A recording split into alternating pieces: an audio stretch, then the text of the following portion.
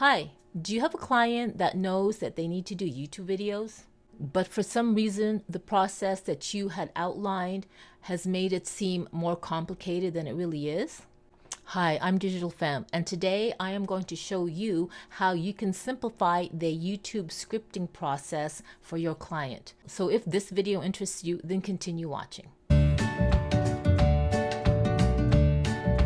So we all know that having a YouTube channel is a wonderful way of showing people what you do, whether it's a service, a product that you sell, and it's also a great way of gaining followers and building up a community.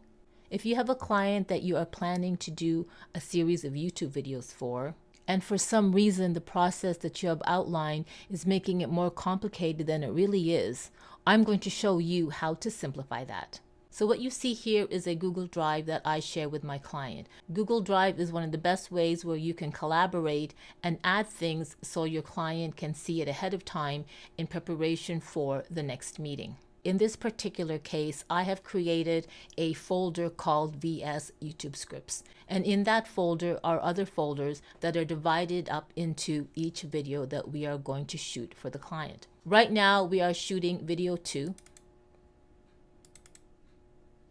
And we're calling it Living It Up in Toronto, Canada.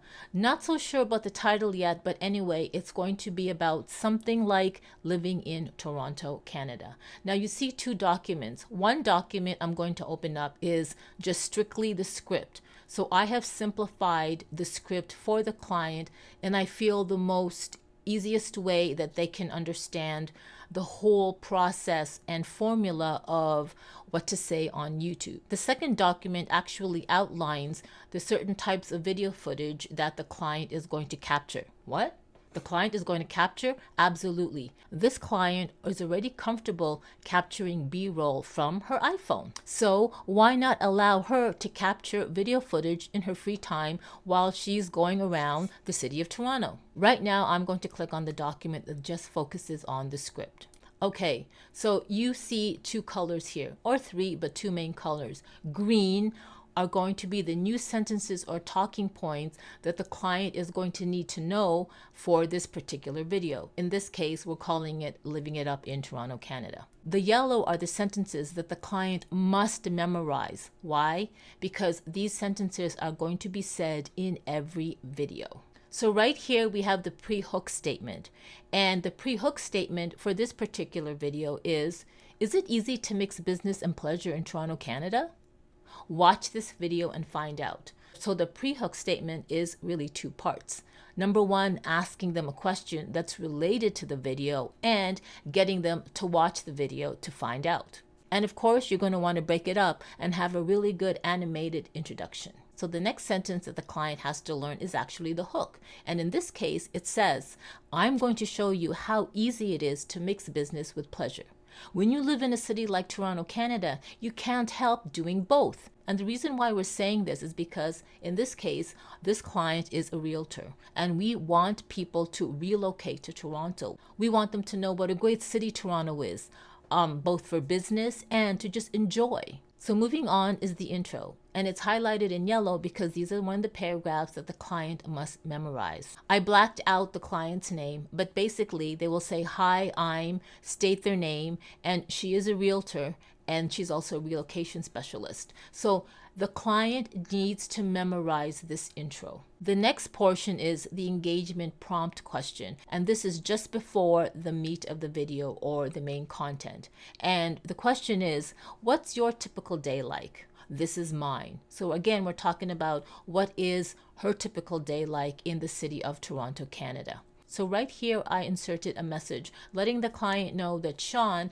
will insert the video footage with music and text to describe her day. We'll get to that later. So the next page really tells her that she needs to learn these paragraphs.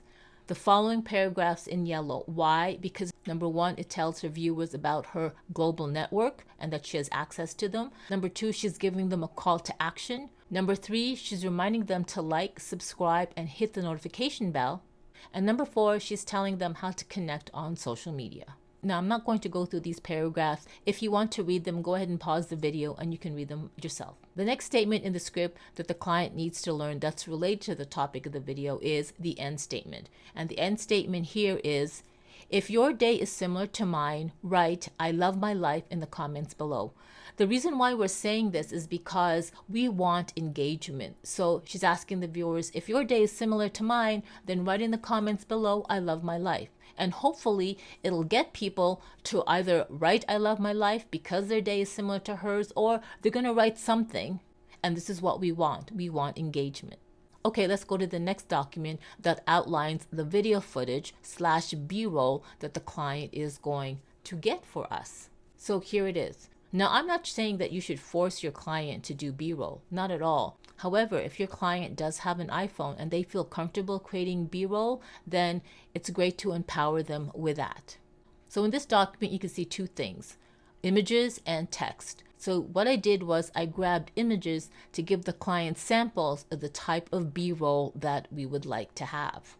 In the first image, because the video is about living it up in Toronto, or what a typical day is like in Toronto, then we're going to start off with her walking, exercise. So here I'm telling her to take a short 10-second video of her walking with running shoes. She could run, she could walk. Probably walking is better because I'm not sure about the stabilizer in the iPhone, even though the iPhone does have good stabilization, but we'll see. The second video I tell her is take a video of your breakfast / brunch spread at a cafe or restaurant. And this is easy to do. As a matter of fact, we might even have that footage in her media library. Now, the next video is telling the client that Sean, the cinematographer, will take 3 videos of her talking on the phone with either a buyer, seller, or maybe talking to somebody to pick up the dry cleaning, or, picking up her car from the shop. It doesn't matter, because in this video, we want to show that her day living in Toronto, Canada, actually mixes business with pleasure. And as you can see, there are more images with prompt text telling her what type of B-roll to get. Well, that's it. I hope this process that I showed you helps you simplify the YouTube video process for your clients. If you like this video, don't forget to give it a thumbs up and do subscribe to this channel if you want to learn more about client tips. Oh, and don't forget to hit the notification bell so you'll be notified every time I upload a new video. If you think you're going to use this process with your client, I'd love for you to write in the comments below, "Hell yeah!" and let me know. Anyway, this is Digital Femme, and thanks so much for watching. See you in the next video. Bye-bye.